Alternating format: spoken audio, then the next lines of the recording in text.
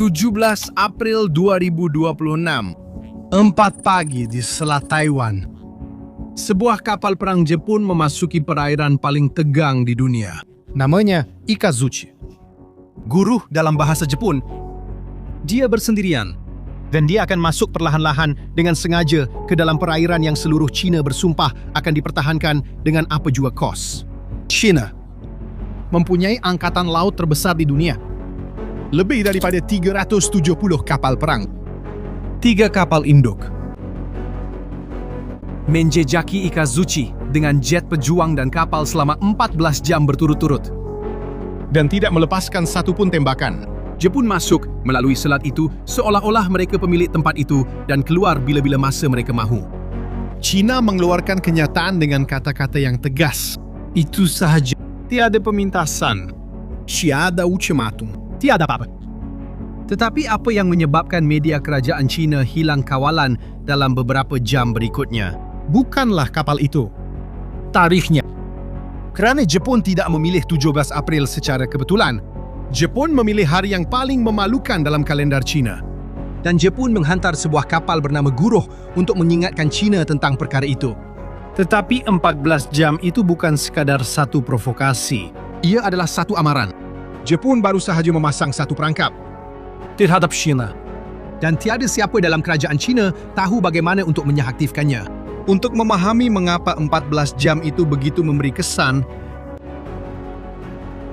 Anda perlu kembali 131 tahun. Ke tahun 1800 dan 95. Pada tahun itu, Jepun dan China berperang. China adalah sebuah empayar yang berusia ribuan tahun, yang paling ramai penduduk di dunia. Jepun Sebuah pulau yang telah menghabiskan beberapa dekad memodernkan diri secara senyap. Semua penganalisis pada masa itu meramalkan kemenangan China. Tetapi China kalah. Dengan cepat. Dan dengan teruk. Dalam masa kurang dari setahun, tentera Jepun telah memusnahkan tentera laut China, Mengseroboh mencuri. dan mengancam untuk mara ke ibu kota empayar. Maharaja China faham bahawa segalanya sudah berakhir. Dia menghantar wakilnya yang paling berpengalaman, seorang lelaki bernama Li Hongzhang, untuk merundingkan perdamaian dengan apa jua kos. Li cuba untuk melawan. Tetapi China telah kalah dalam peperangan itu. Jepun mempunyai pisau Dan keju di tangan. Pada hari ke-17 April tahun 1895, di sebuah bandar pantai Jepun yang dipanggil Shimonoseki, Li Hongzhang menandatangani perjanjian yang menyerahkan Taiwan kepada Jepun. ia merupakan salah satu episod paling menyakitkan dalam apa yang orang Cina panggil sehingga hari ini sebagai abad penghinaan. Tempoh di mana China telah diserang, dipecah-pecahkan dan dieksploitasi oleh negara-negara lain yang lebih berkuasa. Setiap orang Cina belajar perkara ini di sekolah. Dan 131 tahun kemudian, pada ulang tahun tepat bagi luka yang masih terbuka ini, Jepun menghantar sebuah kapal perang ke selat yang memisahkan Taiwan. dari tanah besar China. Dan itu bukan kapal biasa. Kapal pemusnah itu bernama Ikazuchi. Dalam bahasa Jepun, ia bermaksud guruh. Ia tergolong dalam kelas Murasami, sekumpulan kapal pemusnah yang dibina dengan reka bentuk yang sama. Ia mula beroperasi pada tahun 2001. Dengan 25 tahun dalam perkhidmatan aktif. Ia bukan kapal paling moden dalam armada Jepun. Kedudukan itu milik kapal pemusnah kelas Maya, Dilengkapi dengan sistem tempur Amerika generasi terkini. Tapi Ikazuchi, baiklah, dia berat, bersenjata, dan dihormati. Mana-mana tentera laut di dunia akan berfikir 2 kali sebelum mencabar kapal sebesar ini. Cuma ada satu perkara tentang dia yang menjadikan pilihan ini lebih provokatif lagi. Seluruh kelas Murasami menerima nama-nama pemusnah dari bekas tentera laut Empayar Jepun. Kapal-kapal yang sama inilah yang bertempur menentang China dalam Perang Dunia Kedua. Ikazuchi yang ada sekarang mewarisi nama sebuah kapal pemusnah Empayar yang pernah berlayar di Lautan Pasifik pada tahun-tahun 1940-an. Nama-nama itu bukanlah satu kebetulan. Ia adalah keputusan yang disengajakan oleh tentera laut Jepun moden yang sangat menitik beratkan untuk mengekalkan kesinambungan antara masa lalu empayar dan masa kini. Jepun mempunyai lebih daripada 40 kapal pemusnah moden yang sedang beroperasi. Dia boleh saja menghantar sesiapa sahaja, tetapi dia memilih si Guru. Pada ulang tahun Shimonoseki, kebetulan bukanlah perkataan yang cukup untuk menjelaskan perkara ini. Tapi kenapa mereka buat begini sekarang? Kenapa mesti April 2026? Jawapannya ada pada 40 hari sebelumnya. Antara Mac dan April 2026, China mengadakan latihan ketenteraan selama lebih sebulan di sekitar Taiwan. Ia bukan latihan biasa. Tentera Pembebasan Rakyat, yang merupakan nama rasmi Angkatan Tentera China dengan tentera laut, jet pejuang dan tentera darat, sedang berlatih dalam masa nyata cara menyekat pulau itu dari laut. Kapal-kapal China mengelilingi Taiwan dalam formasi yang semakin agresif. Jet pejuang melintasi garisan tidak kelihatan yang membahagikan selat itu kepada dua bahagian. Satu sempadan yang selama beberapa dekad dihormati, tetapi yang semakin kerap dilanggar oleh China dalam beberapa tahun kebelakangan ini. Ya, satu raptai. Satu raptai pencerobohan yang disiarkan secara langsung kepada dunia. Xi Jinping mengawasi semuanya secara pribadi. Dan mesejnya sangat jelas. China semakin hampir untuk melangkaui garisan antara ancaman dan tindakan. Seluruh dunia menantikan jawapan daripada Amerika. Lebih banyak sekatan, lebih banyak penjualan senjata kepada Taiwan. Kenyataan tegas dari Amerika Syarikat. Apa yang tiada siapa jangka ialah jawapan itu datang dari Jepun. Dan inilah perkiraan yang tersilap dibuat oleh ahli strategi China. Selama 80 tahun, Jepun hidup di bawah perlembagaan pasifis yang melarang tindakan ketenteraan ofensif. China bertaruh bahawa tradisi ini akan terus memberi pengaruh. Bahawa Jepun akan membantah dengan kata-kata seperti yang selalu dilakukan tetapi tidak akan meletakkan kapal perang di dalam selat itu. Bahawa mereka akan menjadi lumpuh seperti dalam begitu banyak krisis sebelum ini. China telah silap dan mereka benar-benar silap. Pukul 4.02 pagi, 17 April 2026. Ikazuchi memasuki selat Taiwan. Keadaan gelap. Anak kapal tahu dengan tepat apa yang mereka lakukan. Mereka tahu bahawa China sedang memerhati. Mereka tahu bahawa setiap radar China di tanah besar telah mengesan kehadiran kapal itu. Dan mereka terus bergerak ke hadapan perlahan-lahan. Sebuah kapal pemusnah kelas Murasame boleh mencapai kelajuan 55 km sejam. Selat Taiwan mempunyai panjang 370 km. Jika Ikazuchi ingin melintasi pada kelajuan maksimum, ia akan mengambil masa 7 jam. Dia mengambil masa hampir 2 kali ganda. Selama 14 jam berturut-turut, dia menunjukkan bahawa dia tidak tergesa-gesa dan bahawa dia akan keluar bila-bila masa dia mahu. Di Beijing, komando tentera China yang bertanggungjawab ke atas timur negara itu menggerakkan jet pejuang dan kapal untuk menjejaki Ikazuchi. Mereka mendokumentasikan setiap pergerakan, setiap koordinat, setiap perubahan haluan. Tetapi mereka tidak memintas. Kementerian Pertahanan China mengeluarkan bantahan rasmi. Jurujakap Kementerian Luar Negeri mengklasifikasikan laluan itu sebagai provokasi yang disengajakan dan kesilapan demi kesilapan. Akhbar Tentera China menerbitkan satu editorial yang menuduh Jepun mengamalkan militerisme baharu. Kata-kata, hanya kata-kata. Pada jam 17.50 Ikazuchi meninggalkan selat itu tanpa tergesa-gesa, tanpa meminta kebenaran, tanpa melepaskan satu pun tembakan. Salah satu provokasi terbesar antara kuasa nuklear dalam beberapa dekad berakhir tanpa satu pun tembakan. Dan soalan yang tinggal hanyalah satu. Mengapa China tidak bertindak balas? China tidak melepaskan tembakan atas dua sebab. Dan kedua-duanya memalukan. Yang pertama adalah yang paling jelas. Jepun dan Amerika Syarikat mempunyai perjanjian pertahanan bersama yang telah ditandatangani sejak tahun 1960. Mengikut perjanjian itu, Amerika Syarikat wajib mempertahankan mana-mana wilayah di bawah pentadbiran Jepun yang diserang. Jika China telah menembak kapal tentera Jepun yang sedang menjalankan misi, Washington akan mempunyai semua justifikasi undang-undang dan politik untuk campur tangan. Dan tentera laut Amerika di Pasifik sudah pun berada di posisi hanya beberapa jam dari mana-mana titik di selat itu. Satu tembakan, dan China tidak akan berperang dengan Jepun. Akan berperang dengan kuasa tentera terbesar di dunia. Sebab kedua lebih halus dan dalam banyak hal lebih berat. Menembak ke arah kapal asing di dalam selat Taiwan. Akan bermakna mengakui secara praktikal bahawa perairan itu bukan di bawah bidang kuasa China. China telah berhujah selama beberapa dekad bahawa selat itu adalah sebahagian Daripada wilayah maritimnya sendiri, dan bahawa kapal tentera asing hanya melalui kawasan itu dengan sejenis keizinan tersirat. Jika tembakan dilepaskan ke atas kapal yang melalui kawasan itu memberitahu dunia bahawa kawasan itu dipertikaikan. Negara-negara lain mempunyai hak yang sah untuk berada di sana. Dan hanya ada reaksi kerana kapal itu adalah kapal Jepun. Dan jika kawasan itu dipertikaikan, naratif selama 75 tahun bahawa Taiwan adalah sebahagian yang tidak terpisahkan daripada China. runtuh dengan satu tembakan sahaja. Kerajaan China terperangkap antara dua kekalahan. Mereka memilih yang kurang menyakitkan, tidak melakukan apa-apa. Mempunyai lebih daripada 370 kapal perang. Tidak membawa sebarang perbezaan. Tetapi penghinaan sebenar yang tidak dapat diakui oleh mana-mana jurucakap China.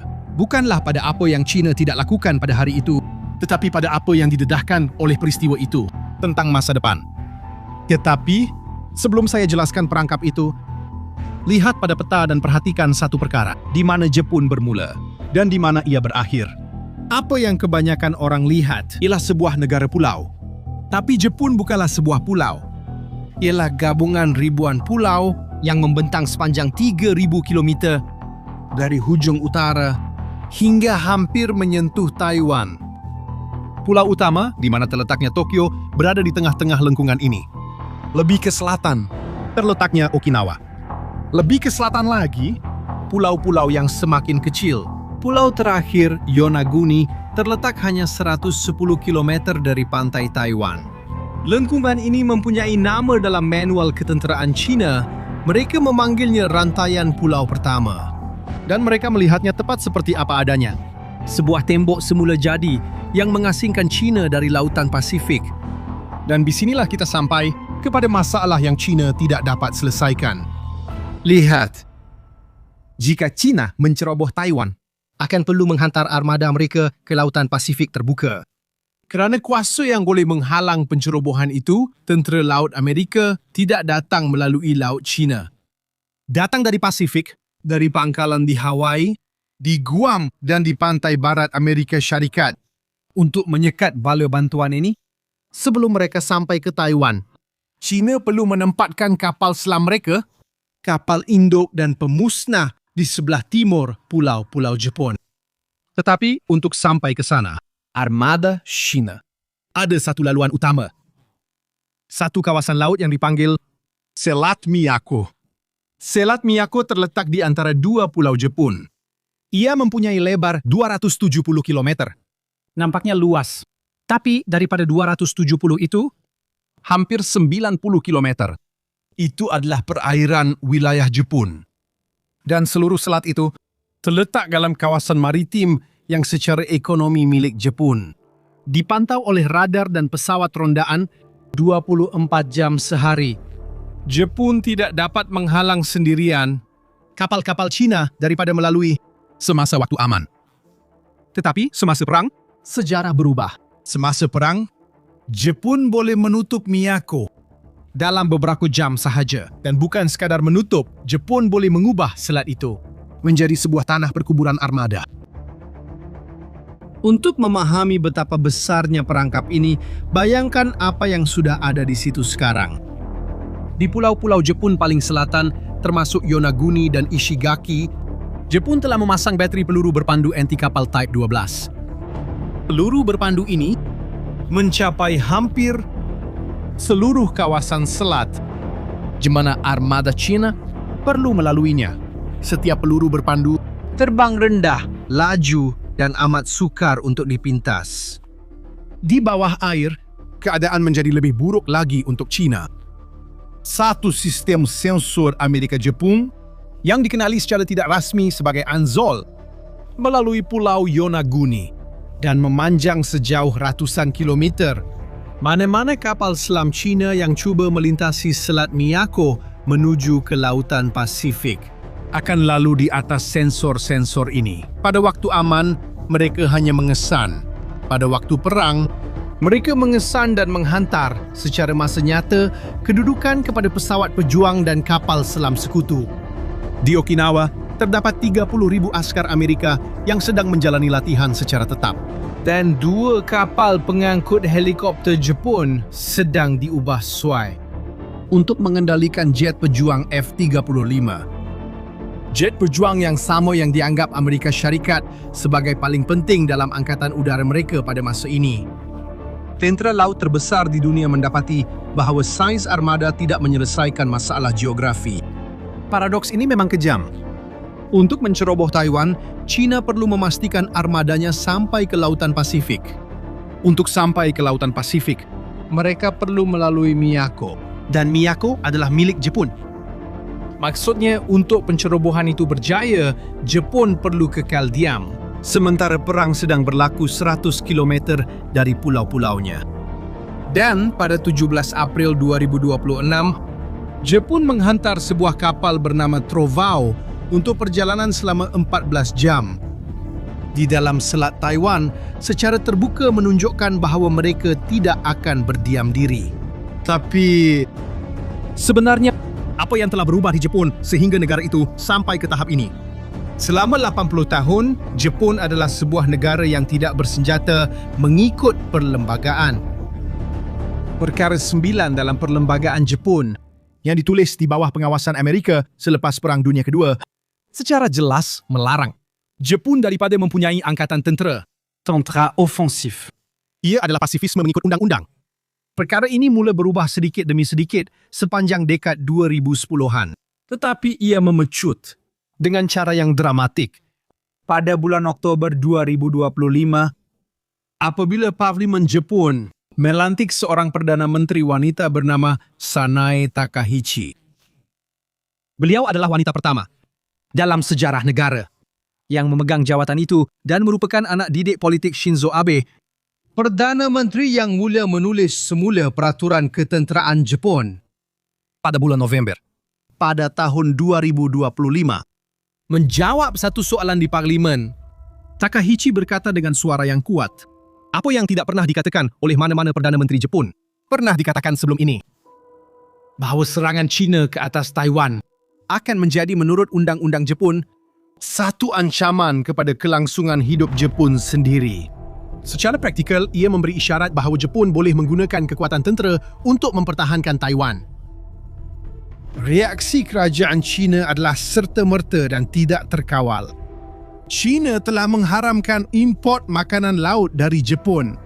Konsul China di Osaka telah memuat naik di media sosial bahawa leher Takaichi patut dipotong tanpa ragu-ragu. Donald Trump yang ketika itu Presiden Amerika Syarikat telah menelefon Takaichi dan meminta dengan nada mesra supaya dia meredakan ucapannya agar tidak mengganggu rundingan dengan China. Takaichi tidak berundur. 5 bulan kemudian, kapal pemusnah Ikazuchi memasuki Selat Taiwan. Dalam minggu-minggu berikutnya, selepas pelayaran itu, China melakukan apa yang biasanya dilakukan apabila kalah dalam pertikaian simbolik. China menghantar kapal perang untuk latihan di Pasifik, mengumumkan sistem persenjataan baharu dan menuduh Jepun menghidupkan semula militerisme. Tetapi mesej itu sudah pun disampaikan. Bagi Xi Jinping, cita-cita hidup beliau menyatukan semula Taiwan dengan tanah besar China. Sebelum melepaskan kuasa, baru sahaja menjadi jauh lebih sukar. Bukan kerana sesuatu yang baru dikatakan oleh Amerika Syarikat, juga bukan kerana Taiwan telah memperkuatkan pertahanannya. Tetapi kerana Jepun, selepas 80 tahun berdiam diri, telah memutuskan untuk memberi amaran secara terbuka bahawa mereka akan mengaktifkan perangkap geografi jika China melintasi garisan itu. Selama 131 tahun, China telah menunggu hari itu, di mana mereka dapat membalikkan apa yang berlaku pada 17 April. pada tahun 1895. Pada 17 April 2026, Jepun sengaja mengingatkan China Bahawa penantian itu mungkin akan mengambil masa lebih lama daripada 131 tahun. Sekarang saya ingin tahu pendapat anda. Adakah Jepun bertindak betul dengan membuat provokasi ini pada ulang tahun Shimonoseki? Atau adakah mereka telah melampaui batas dan mungkin memaksa China bertindak balas sebelum waktunya? Tulis pendapat anda di ruangan komen. Dan jika video ini membantu anda untuk memahami apa yang sebenarnya sedang dipertaruhkan di Pasifik, kongsikan dengan seseorang yang perlu melihatnya. Langgan saluran ini supaya anda tidak terlepas video seterusnya. Salam mesra dan jumpa lagi dalam video seterusnya.